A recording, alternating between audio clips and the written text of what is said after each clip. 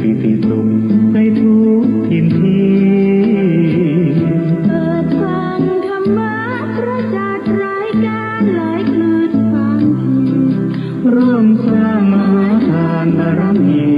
พระธาตุเจดีย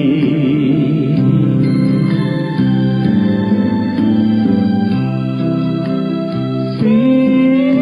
สม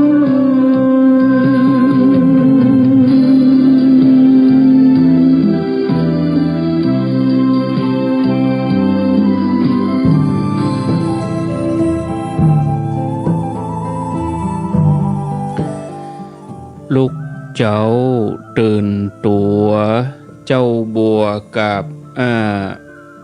หันยังนานาพังพร้อมลูกควายบ่ตันหนต่างกีดกอมก้าตัวบ่ต้อมปุ่นอายจุงเก่งเข้าไว้อย่าไปเฮือขวายต่อหน้าสบายจำไว้เน้อเจ้าจำไว้เน้อเจ้าอรุณสวัสดิ์ธรรมะสวัสดีสวัสดียามเจ้าศรัทธาญาติโยมยินดีต้อนรับเข้าสู่รุ่งอรุณวันใหม่ไผ่ที่ยังบ่ลุกเตื้อกะเกียมตัวลุกมาได้แล้วเน้อลุกมาได้แล้วตื่นมาได้แล้วรับลุกเจ้ากินผักดังป่ายรับลุกควายกินผักดังเกาลุกเจ้าได้หลายลุกควายได้น้อยรับลุกเจ้าเป็นเจ้าดังหลายรับลุกควายปลาเฮือลูกหลานเป็นหนี้เป็นข้าเน้อ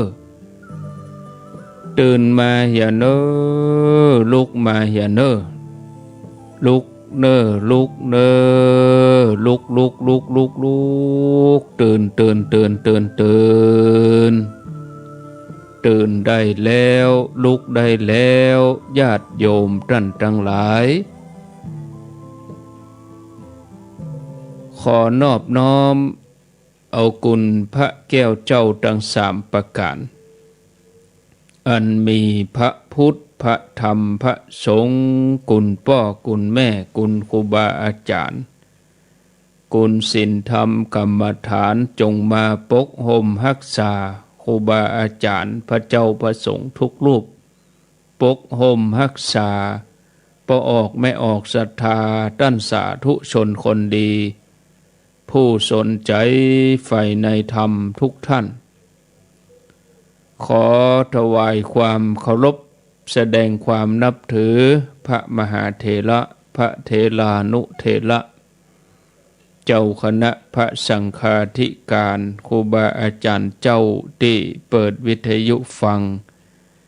อยู่ที่วัดที่ว่าเวลานี้จุตนจุองค์เจริญปอนศรัทธาญาติโยมท่านสาธุชนคนดีผู้สนใจใฝ่ในธรรมทุกท่านที่เปิดวิทยุฟัง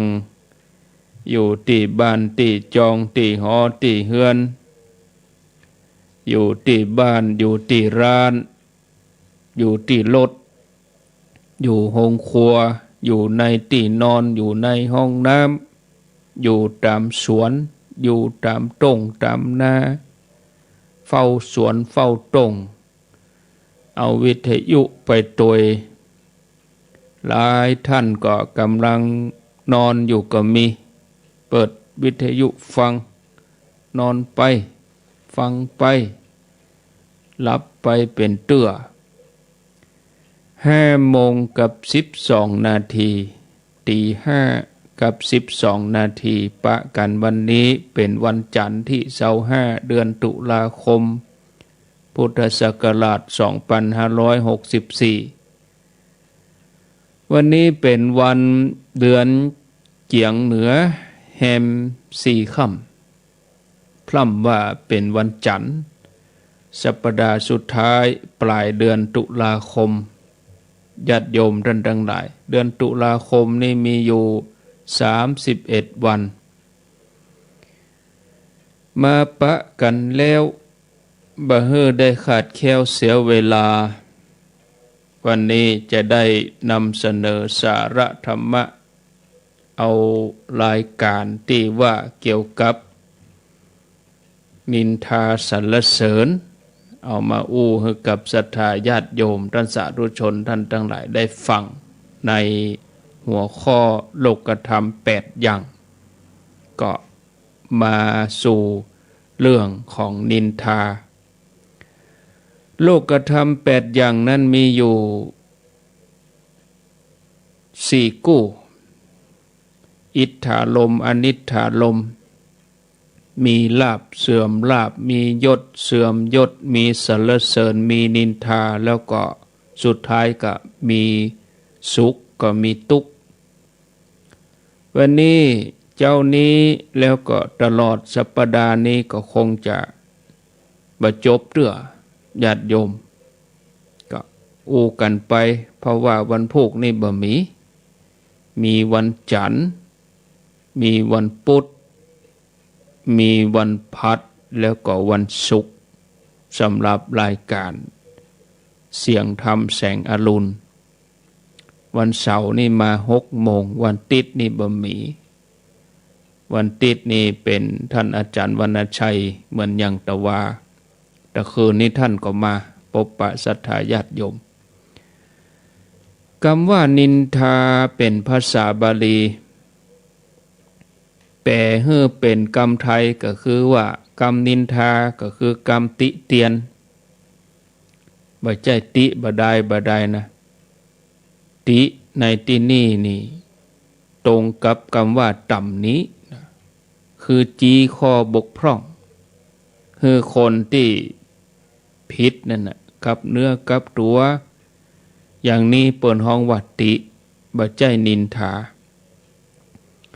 ส่วนนินทาได้แก่ติเตียนติอย่างใดฮ้องว่าติเตียนก็คือติจนเตียนไปเลยติจนเตียนคือโล่งเตียนราบเรียบเนี่ยติจนราบเรียบไปเลยบางทีเฮาอู้ว่าติฉินนินทาติฉินก็หมายความว่าติเตียนอันเดียวกันการติธรรมดาอย่างผู้ใหญ่ติผู้น้อยถึงแม้จะรุนแรงอย่างใดก็มีความหวังดีอยู่ส่วนติเตียนที่บ่มีความหวังดีเหลืออยู่นั่นก็คือติทิ้งติขว้างติจนลาบติจนเตียนฮ้องว่าติเตียนท่านผู้ฟังญาติโยมท่านสาธุชนท่านทั้งหลายการกระทำที่ฮ้องว่านินทาหรือว่าติเตียนนั้นก็ได้แก่การอู้ถึงความบดีบางามของคนอื่นในที่ลับหลังหรือบ่มีเจตนาจะให้เขาปิกมาแก้ตัวในการอู้ของเฮานั้นแล้วก็ทำความเข้าใจให้ดีก่อนบ่อย่างอันก็ความหันก็จะไขว้เขวซ้ำเข้าไปแถมนินทานี่คือการเอาความบกพร่องเอาความผิดพลาดของคนใดคนหนึ่งมาอู้มาเล่าให้คนหนึ่งฟังโดยเจ้าทุกข์หรือว่าเจ้าของเรื่องนั้นบ่ได้อยู่ในสถานที่นั่นโดยแต่เนื้อแท้ของการนินทาก็อยู่ที่เจตนาของผู้นินทาบ่มุ่งประโยชน์อย่างใดอย่างหนึ่งเลยศรัทธาญาติโยมท่านทั้งหลายอย่างมุ่งให้ผู้ผิดนั้นฮู้สำนึกเพื่อแก้ตัวเพื่อแก้สถานการณ์ให้ดีขึ้นอย่างอีกก็บ่ใช่แต่มุ่งติมุ่งนินทามุ่งเล่าเพื่อให้เป็นตัวอย่างแก่คนฟังให้ได้สังวรระวังอันนี้ก็บ่ใช่อู้ง่ายๆก็คือบ่มีเจตนา บ่มีเจตนาจะมุ่งประโยชน์การอู้ข้อบกพร่องของคนใดคนหนึ่งคนอื่นก็เลยฮ้องว่านินทาย้ำแถมหน่อยว่าอู้ถึงความดีของเฮานี่บ่ใช่การนินทาศรัทธาญาติโยมท่านทั้งหลายเนี่ยถ้าอู้ถึงความดีนี่นะอู้ถึงความชั่วของเขานะต่อหน้าผู้มีความชั่วนั้นก็บ่ใช่นินทาอู้ถึงความชั่วของตัวเองก็บ่ใช่นินทาอู้ถึงความชั่วของเขาลับหลังโดยที่เฮามีเจตนาดีต่อเขาอยู่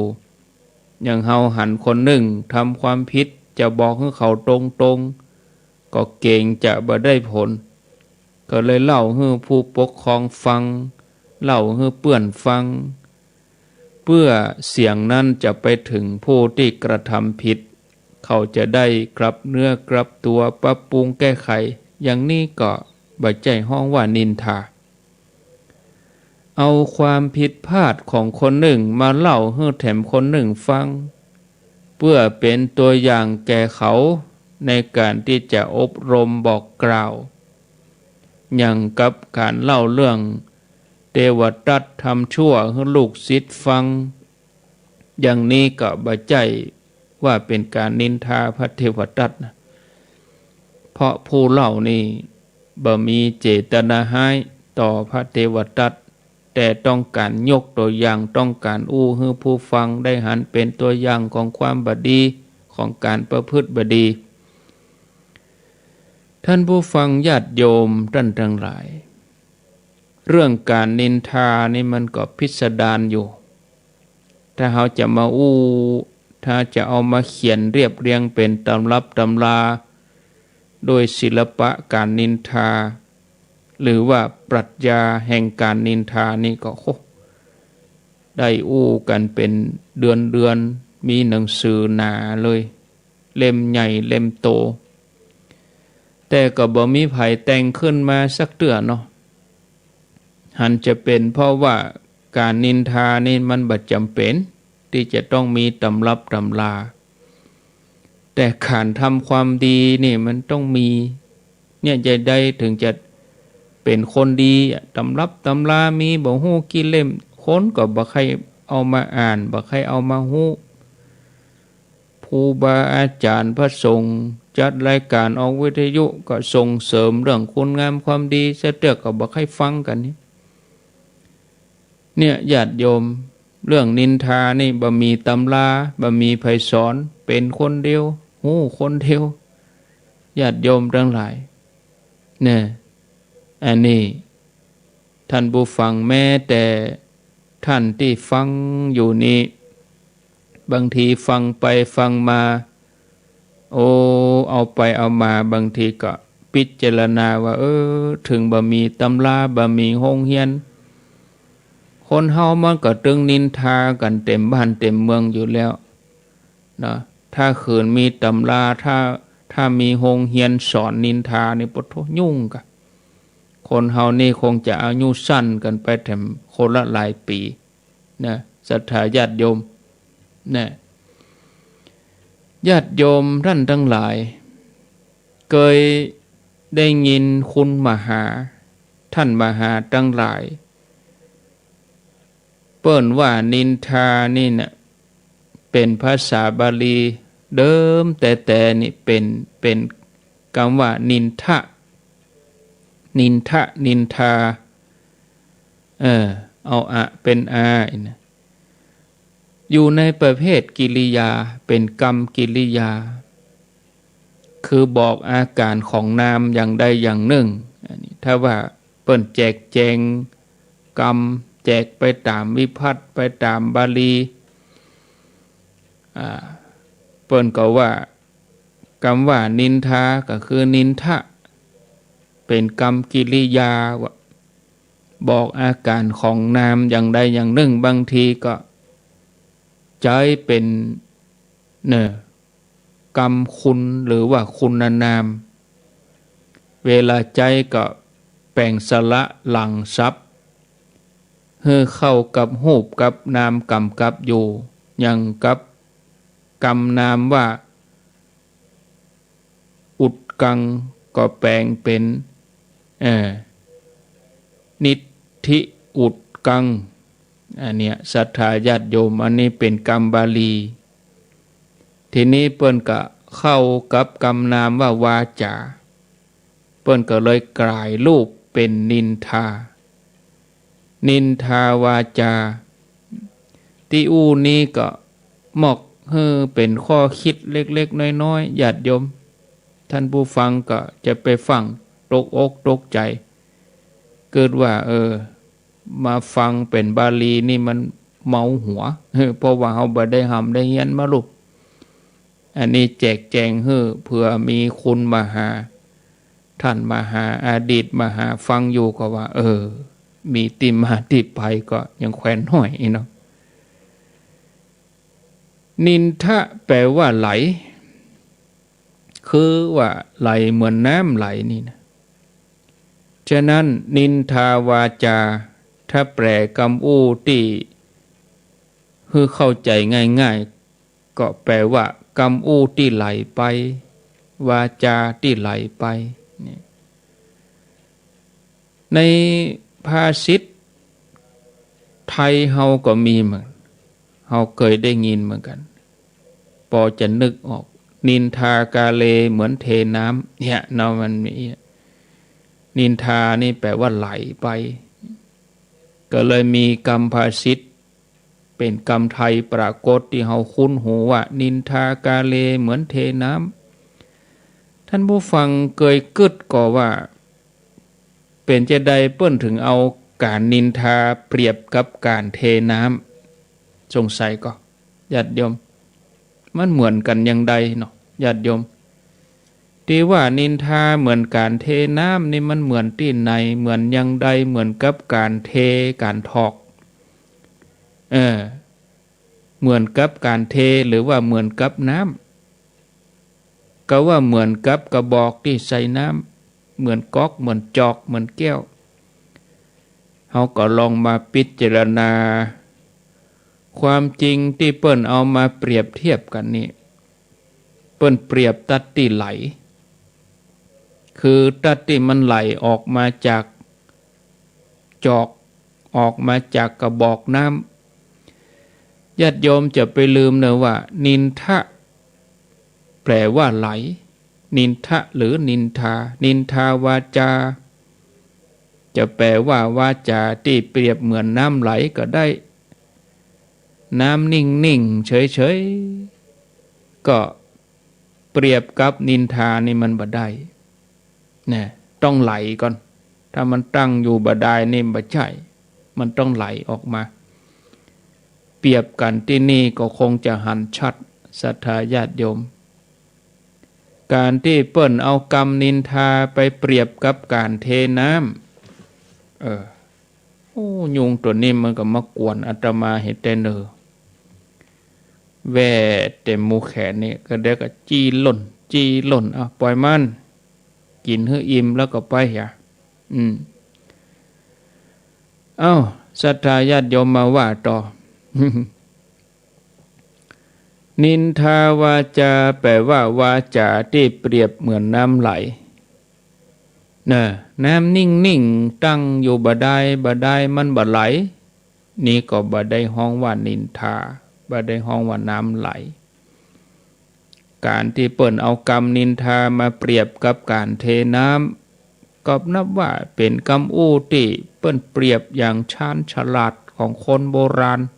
เนาะศรัทธาญาติโยมเปิ้นจะบอกคือเฮาฮู้ว่าการนินทาเหมือนกับน้ำไหลนั่นเนาะนินทากับน้ำไหลเหมือนกันอย่างใดเป็นเรื่องที่เฮาต้องพิจารณาการที่เฮาพิจารณาเฮาก็พิจารณาประการที่หนึ่งน้ำไหลนี่มันบ่เป็นของไผคือน้ำไหลจากห้วยน้ำไหลจากก๊อกน้ำไหลจากสายยางจากแก้วไหลไปเลยว่างๆเขาก็ลองมานั่งแยงพอเนาะอย่างแม่น้ำปิง แม่น้ำวังน้ำยมน้ำน่านน้ำแม่ลาวน้ำแม่กลองน้ำปราจีนน้ำที่ไหลจากคลองน้ำจากไหลจากแม่น้ำนี่ญาติโยมประการแรกคือแม่น้ำก็ไหลไปเลยๆเนี่ยยกตัวอย่างน้ำในน้ำปิงเนี่ยมันก็ไหลผ่านไปหลายอำเภอหลายหมู่บ้านผ่านไปหลายจังหวัดจากเชียงใหม่มาละปูนน้ำปิงไปซุบตัดกันบนเขื่อนภูมิพลบนแล้วก็ไหลไปปิงวังยมน่านก็ไปซุบกันปุ่นเจ้าพญาบุญศรัทธาญาติโยมจะว่าเป็นน้ำของที่ไหนก็บ่ได้เพราะมันไหลไปเรื่อยๆปะไปถึงปากน้ำโพบุญศรัทธาญาติโยมจะว่าเป็นน้ำของคนเชียงใหม่ก็บ่ใจมันก็ไหลมาละปูนถ้าผ่านมาละปูนก็ว่าน้ำปิงเป็นของคนละปูนครับก็บ่ใจไปถึงดอยเต่าบุญจะว่าน้ำปิงนี่เป็นของคนดอยเต่าก็บ่ใจลงเขื่อนภูมิพลจะว่าน้ำปิงเป็นของคนเมืองตากก็บ่ใจบอกกองไปซุบกันที่ปากน้ำโพนครสวรรค์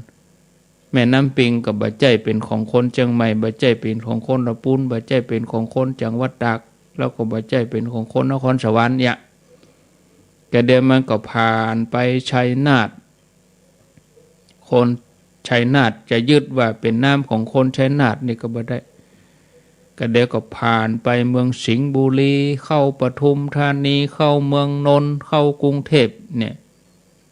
แล้วก็มาจนถึงพระประแดงสมุทรปราการเลยออกไปทะเลเลยกำนั้นไหลไปเรื่อยๆอย่างนี้เจ้าเมืองใดเจ้าเมืองไหนจะถือว่าเป็นน้ำของตัวเองนี่มันบ่ได้เพราะมันไหลผ่านไปเรื่อยๆศรัทธาญาติโยมอันนี้เฮาลองไปพอที่ต้านน้ำเฮาก็จะหันน้ำเฮาพอเมื่อวันเฮาพอน้ำมันไหลไปญาติโยมเนี่ยมันก็ไหลมันก็ยังไหลอยู่หั่นน่ะเนี่ยเมื่อวันก็ไหล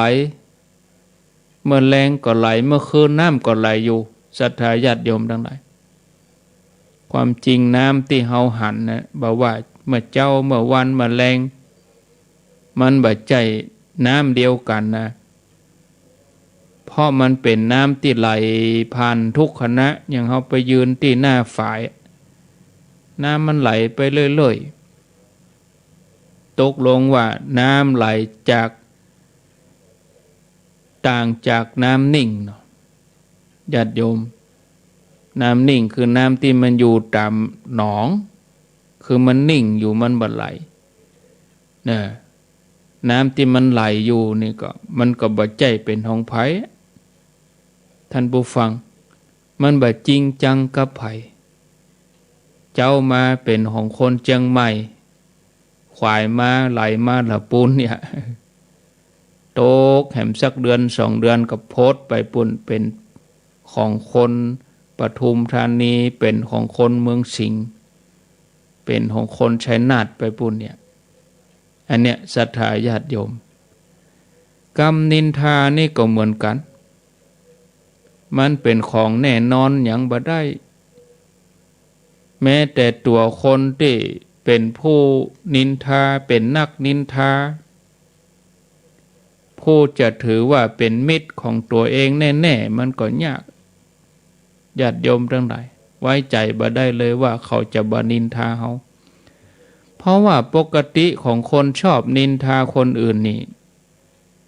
เมื่อเขามาหาเฮาเขาก็จะเอาเรื่องของคนอื่นมาเล่าให้เฮาฟังเอามาฝากแทนที่จะเอาของกินของหยังมาฝากกลายเป็นเอากำเหล้ามาฝากเยอะศรัทธาญาติโยมทำทีทำท่าว่าโลกนี้นี่โอ้เขาไว้วางใจเฮาคนเดียวตัวอันนี่หายนี่นะยังบ่ถึงชั่วโมงเลยโพ ดกาดปุ่นแล้ว ก็มาอู้นี่หายนี่ยังแบบตันออกบ้านเฮาแล้วปุ่นเรื่องที่อู้นี่หายนี่โพดกาดปุ่นแล้วฮู้ก็เฮาสองคน นี่เป็นเรื่องกระซิบกระซาบนะเนี่ยบ่ฮื้อได้ยินแม้แต่จักกิ้มเนี่ยจิงจกตุ๊กแกก็บ่ได้ยินศรัทธาญาติโยมแต่ว่าหาเป็นอย่างอั้นบอกกองจากเฮาไปเขาก็เอาเรื่องของเฮากลายเป็นเสบียงกลายเป็นของสะสมสำหรับเขาไปเล่าคนอื่นต่อแถมเนี่ยศรัทธาญาติโยมน้ำไหลย่อมบ่อิ่มต่อของสกปรกก็ตึงแท้เนาะเวลาน้ำมันไหลไปมันหลากไปมันก็ปัดเอาขยะเอาถุงพลาสติกเอาสิ่งสกปรกโสโครกไปด้วยผ่านที่ไหนก็เซาะเอาสิ่งสกปรกนั้นไปด้วยยิ่งไหลเมินตะใดศรัทธาญาติโยมก็ยิ่งเข้าใกล้ความสกปรกโสโครกนักขึ้นกองกันอยู่หั่นพอมันก็ต้อนเอาเซาะเอาบอกว่าจะเป็นขยะกาห้องน้ำเล้าหมูเล้าเป็ดเล้าไก่กองขยะสปะจะเดี๋ยวไปหั่นขยะที่มันไปติดแต่หมู่ฝ่ายมีแผวตินหอนปก็มีอ่างล้างหน้าก็มีชักโครกก็มีรอยสปะศรัทธาญาติโยมทั้งของดีของบดีปัดไปหมดนะปิงวังยมน่านรวมกันจนมาถึงกรุงเทพบางทีเขามาแยงพอก็แยกธาตุบ่ออกเนาะบ่ฮู้ว่าส่วนไหนเป็นของเจียงใหม่ส่วนไหนเป็นของละปูนสุนันกันผสมกันบ่ฮู้ต่อใดเป็นต่อใดอย่างนั้นแล้วก็ยังบ่พอที่จะกวาดเอาของสกปรกเนี่ยจากบางกระบือ3 เสนท่าพระจันทร์แล้วก็มาท่าเตียนอย่างวัดโพท่าเตียนท่าน้ำมาพระประแดงปากน้ำมันไหลบ่อิ่มด้วยของสกปรกฉันใดคนที่ชอบนินทาก็บ่ฮู้จักอิ่มด้วยเรื่องเสียหายของคนอื่นแต่ก็บ่แตะจริงก็บ่จริงอย่างใดบ่ฮู้แหมต่ออันบ่พอ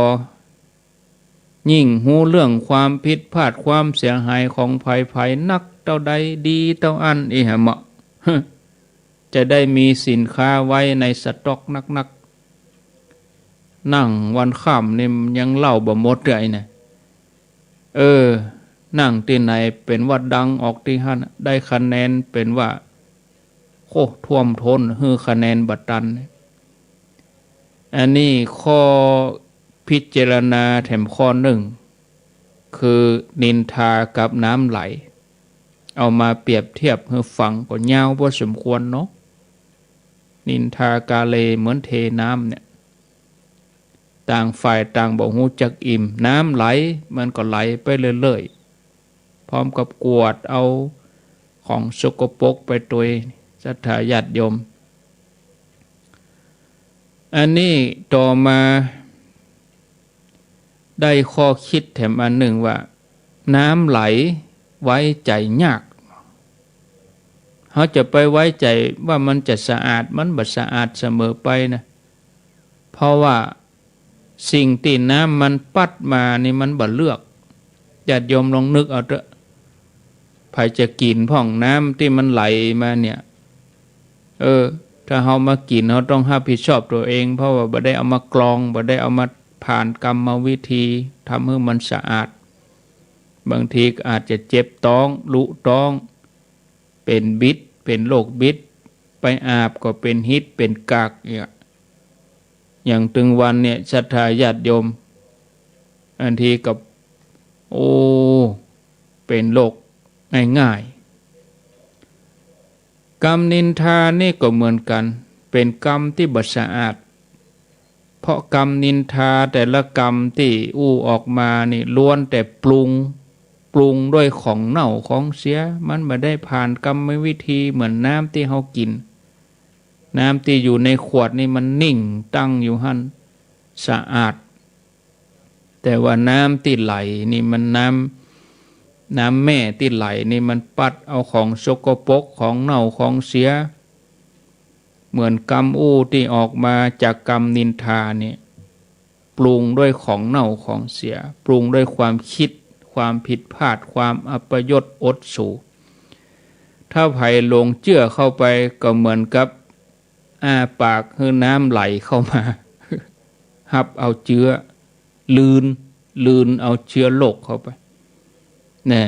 เอาอันยังตอมิอันยังไหลเข้าไปอันนี้ก็เป็นข้อสังเกตญาติโยมระหว่างนินทากับน้ำไหลแถมอันหนึ่งเนาะเต้าอี้ก็พอจะให้เฮาได้พิจารณาหันว่าตึงน้ำไหลตึงกรรมนินทานี่ก็อันตรายตึงกู้ระวังยากเอาใจยากเข้าใจยากเนอะเพราะว่ามาแนวนี้คือการเก็บเอาเรื่องของคนอื่นไปนินทาจริงกะบ่จริงกะบางทีกุขึ้นมาก็มีแต่บ่ฮู้มาให้คนหูพึ่งถ้าให้คนสงสัยไอ้คนฟังนะก็ถ้าอย่ามีแต่กะอย่าแม้แต่เวลาของเขานี่เวลาเขาเอาเรื่องไผไปนี่นะบางทีถ้าเฮาทำเป็นบ่ฮู้ทำเป็นบ่ใส่ใจนี่เอาละศรัทธาญาติโยมเขาก็จะบ่ม่วน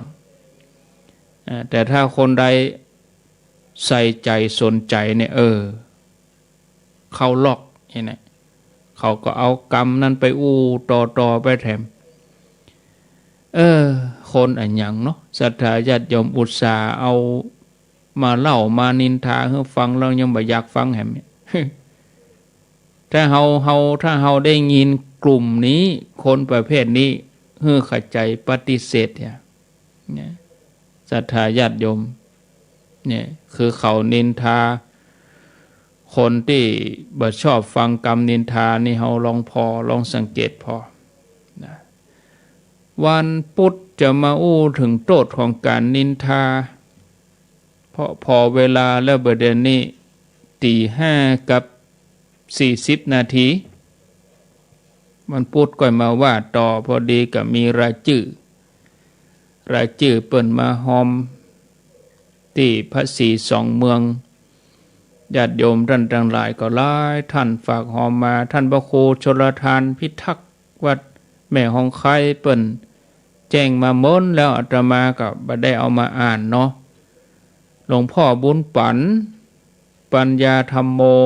วัดแม่โป่งโดยสเก็ตร่วมทำบุญ 1,000 บาทอนุโมทนาสาธุนี่ฝากท่านพระครูชลทานอาตมาก็คงจะแล้ววันนี้ที่เปิ้นฝากท่านพระครูชลทานมานะลายใหม่ๆก็ก้อยว่ากันอันนี้เป็นลายเก่าม้นแล้วอ่านให้เปิ้นสบายใจแม่แสงจันทร์ธรรมใจบ้านแม่โป่งหมู่4 50 บาทจะฟังอยู่ก็หาถ้าฟังก็หรือว่าคนอื่นฟังก็หรือว่าคนรู้จักฟังก็ไปให้เปิ้นฟังอย่างนึ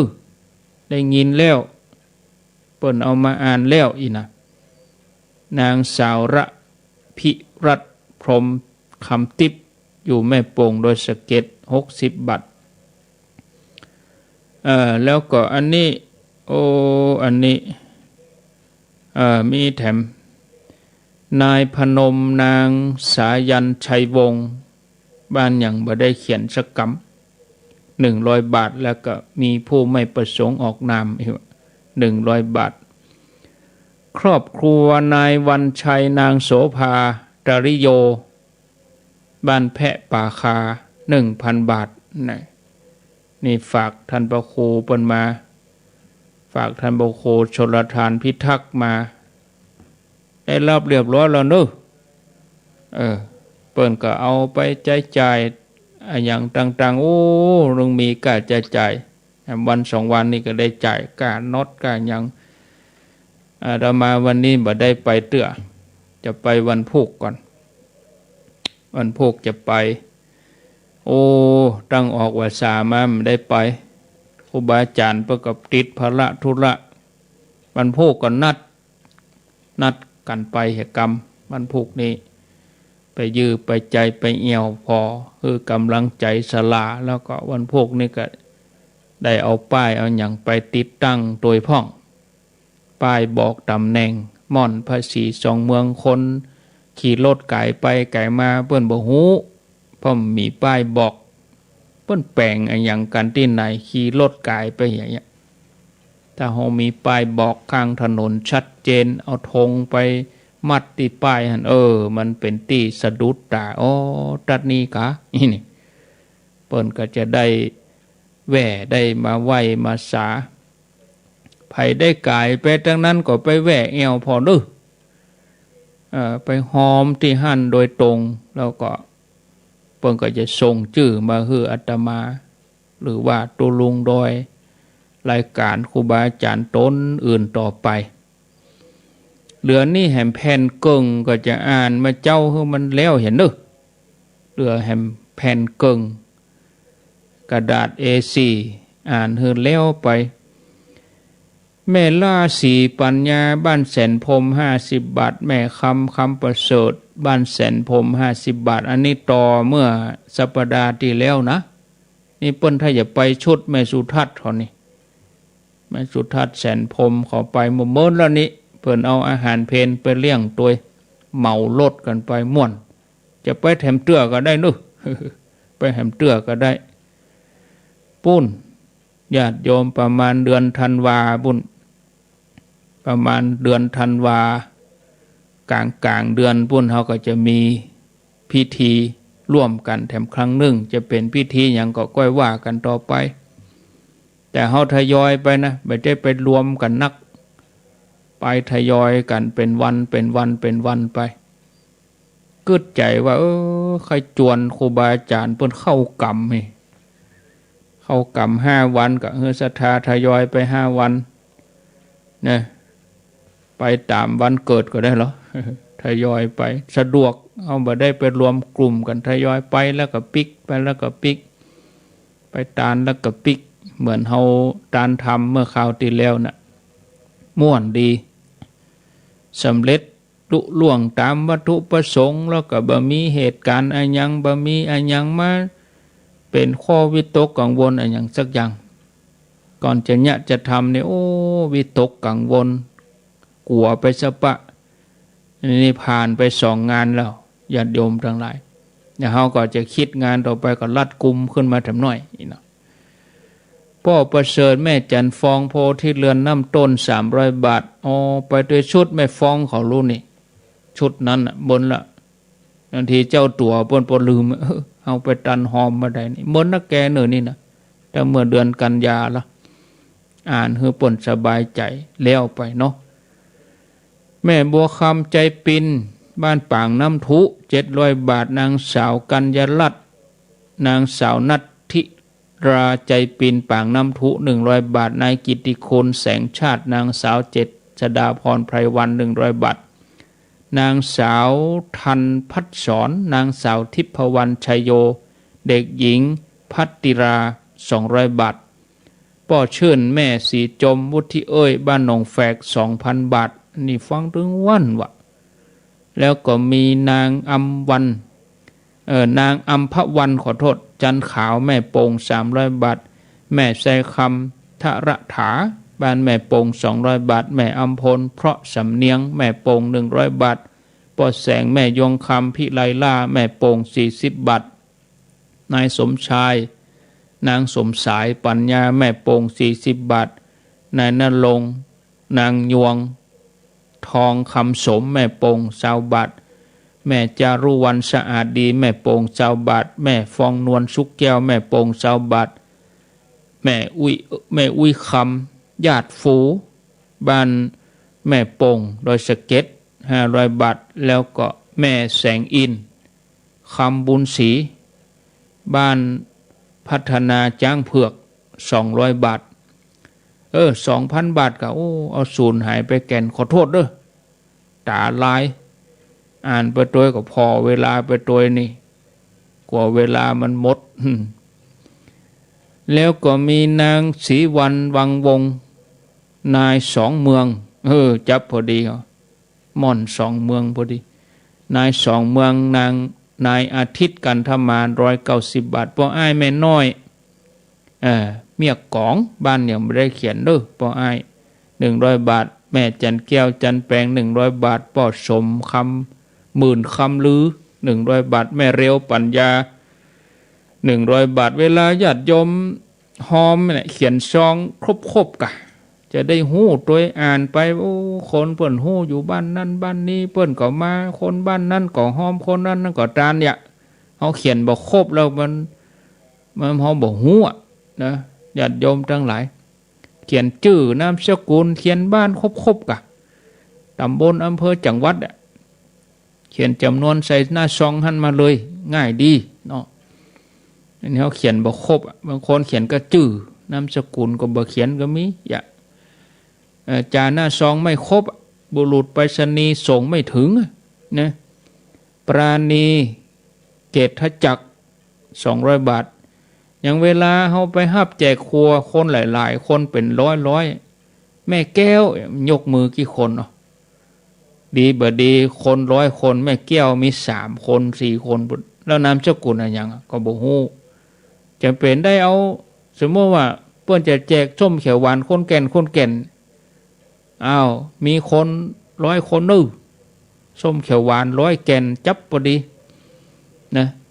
ห้องจื่อมาแม่แก้วยกมือ3 คน4 คนจะเป็นได้เอาส้มเขียวหวานไปแก่นเดียวผ่า4 เพิกผ่ามา4 ซีกเลยเอาจื่อเหมือนกันหรอเอาไปแบ่งกันไปแก่นเนี่ยไปแบ่งกันแบ่งให้ได้4 ส่วนแต่ถ้านามสกุลหยังแม่แก้วนามสกุลหยังแม่แก้วนั่นแก้วนี้ก็เอาได้คนแก่นเนี่ยมันอีหรอเหมือนเดียวกันเด้อเขียนครบกาป้ออินแก้วแม่ปัดใช้วงห้วยชมพูนี่อีนิดถูกต้อง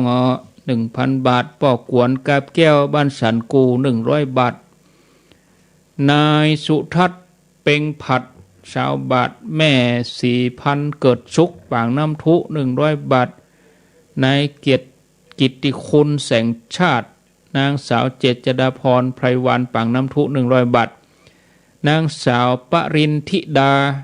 นายพัศวัตรเพ่งอินปางน้ำทุ 1,000 บาทจะได้ยินหมดพี่น้องปางน้ำทุถ้าฟัง104ได้จะได้ยินนะถ้าฟังฝ่ายหินได้ยินก็นายเอกรินนางอภิชาติใจปีนปางน้ำทุ200 บาทนางบัวคำใจปีนปางน้ำทุ100ป่ออินทรบ้านเกาะ100แต่บ้านเกาะหนองบัวนี่เนาะป่ออินทรเพียรชนะนี่นะบ้านเกาะ100 บาทน้อยนงอินจัก40 บาทแล้วก็นาย40,000นางอัมพรดาวตากบ้านหนองแฝกโดยสเก็ตหนองแฝกโดยสเก็ต 1,000 บาทครบถ้วนกระบวนความแต่ว่าก็มีมา1 คณะป่อไพบูลย์แม่จรูนปกปิงเมืองวันทนาพลเวียงอันนี้ทำบุญวัน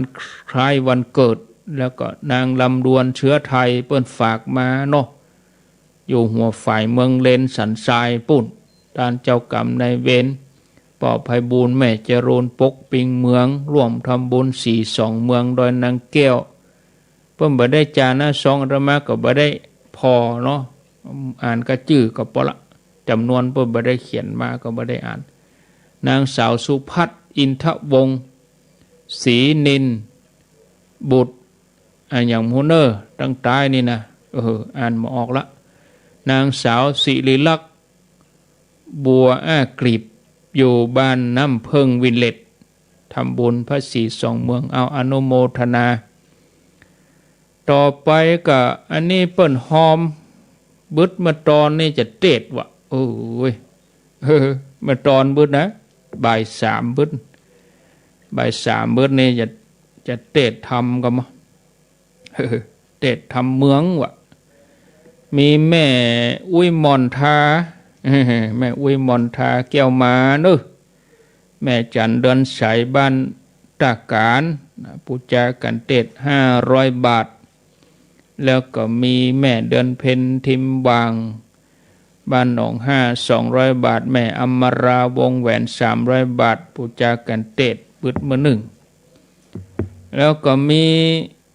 อันนี้มีป้นฝากโยมเกษณีชัยเทพมามีแม่อำพันธ์คำสุข100 บาทแม่ขันแก้วดวงศิริ100 บาทอนุโมทนาแล้วก็โยมแม่เกษณีชัยเทพตัวเหมือนจะ 1,000 บาทนะเปิ้นร่วมมาก็ขออนุโมทนานอกนั้นนี่อันอาจจะลืมไปพ่องเนาะอาจจะลืมไปพ่องก็ยังได้ก็แจ้งบอกมากำเด้อถ้าลืมนะถ้าลืมนี่พิมพ์มาบอกว่าชื่อเขาเจ้าตกไปลืมไปกะอีน่ะก็บอกคือกรรมก็อนุโมทนาสาธุมีป้อทวีแม่สุมาลังกาพินนี่นะบ้านป่าห้าเมืองจี้ละปูนเพื่อก็มาร่วมบุญเนอะเปิ้นมาร่วมบุญนี่อนุโมทนานายยงยุทธนางไพโรธขาตาอนุโมทนาดานหาเทวบุตรเทวดาเจ้ากรรมนายเวรปอกเกิดแม่เกิดเอาปอนตึงมดตึงหมู่สัพพิติโยวิวัตชันตุสัพพะโลโกวินัสสันตุมาเตภวัตวันตรายโยสุขีทีคายุโกภวะอภิวาตนะสีลิสะนิจังวุธาปจายโนจัตตาโลธรรมาวาทันติ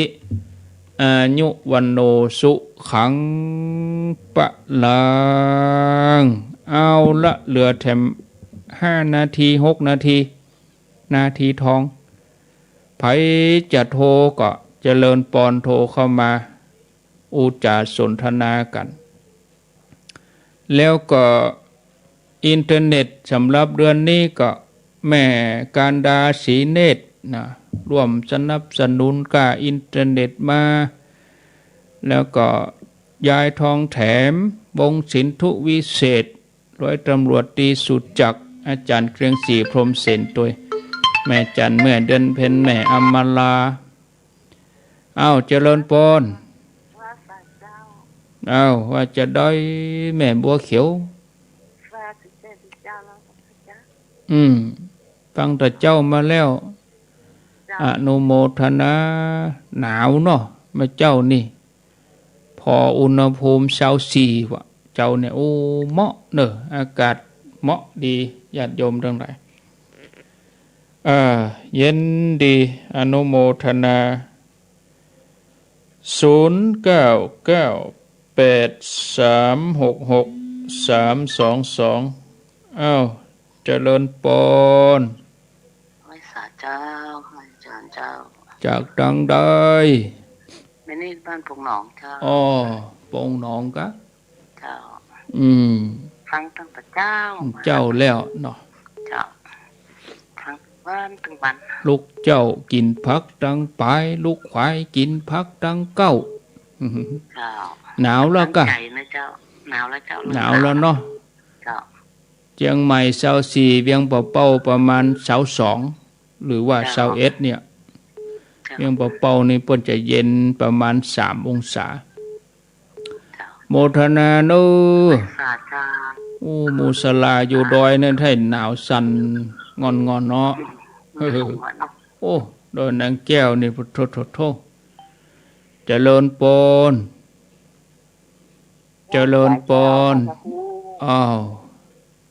บ้านบวกกะว่าจะได้บ้านบวกฟังเจ้าแล้วโมทนาเนอเอาคนน้อย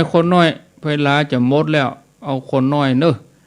เวลาจะหมดแล้วเจริญปอนติดแล้วเนอ เจริญปนติดแล้วนอเว้ยเสียดายเวลาเจริญปนนี่045ติดแล้วเจริญปน มาตรการเจ้า อยู่ที่ไหน เจ้า ไปเล่งวิทยุดังขะเจนกะ โตมาจากนั้นไม่สูงจนประแดงเนอะ ฮะ คือฝางเจ้า ฝางประแดงอ๋อ เจ้า อนุโมทนาเอาใจอีกก่อนเอาคนน้อยสตาร์ทเครื่องให้ไว้ๆกะเจริญปน ไอ้สาเจ้าทำประโค อ้าว ไม่ต้องถามว่าอยู่ไหนเอาไปยังเว้ยจะหมดเวลา กาเลมันดีน้ำไม่ซอกซ้ำเหมือนน้ำมีดนาทีหนึ่งอะไหลออกมาลุเลยอย่างน้ำไหลอย่างนั้น อันนี้ต่อได้เลยสำนวนสำเนียงอย่างนั้นเขาวันได้ไปไหนเจอเขาแล้วเขาไปเหล่าละเขาไปเจอเขาอีกอ่ะอย่างปั่นนับดินตูนะ